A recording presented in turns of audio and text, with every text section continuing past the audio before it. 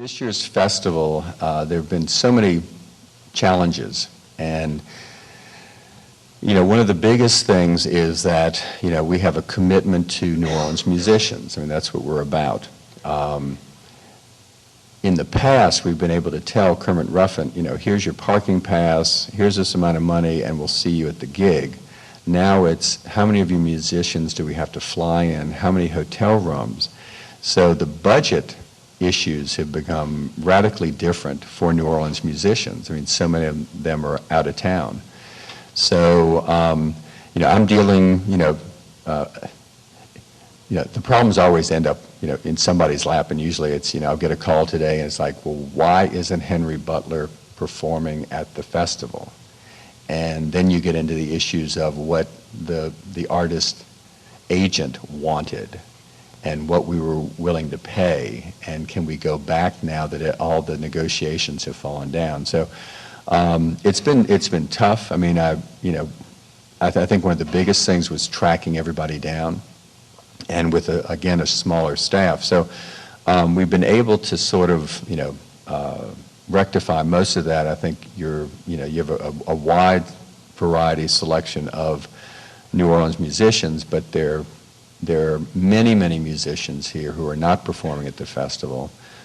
My goal has been to see how we can change some of that. I mean, in the early days of the festival, there was always the gazebo where it would be the first time for younger performers or street musicians or people who aren't the Neville Brothers or like that could get a break.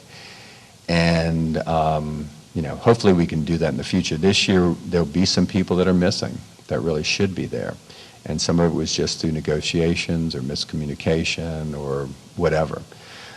This year, my take on the festival is that you have your New Orleans musicians, some of which have become celebrities. I mean, it was an interesting time when you turn on the television and Alan Toussaint would be there with Elvis Costello, or Fats Domino was somewhere. And I think the national reputation of New Orleans musicians has benefited greatly from Katrina, one of the ironic things of Katrina.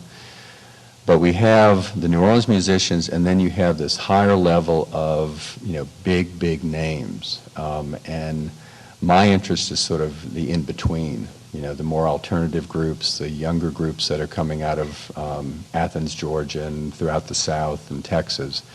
And you're not really going to see that much of it. I mean, you're going to see the Bruce Springsteens, you're going to see luckily Elvis Costello has been working with Alan Toussaint. I think that's going to be pretty major. And your higher end sort of older musicians, but you're not getting any of your real cutting edge people who are, Nico Case is not going to be at the festival this year. There should be people like that, new musicians who are pushing the boundaries of music.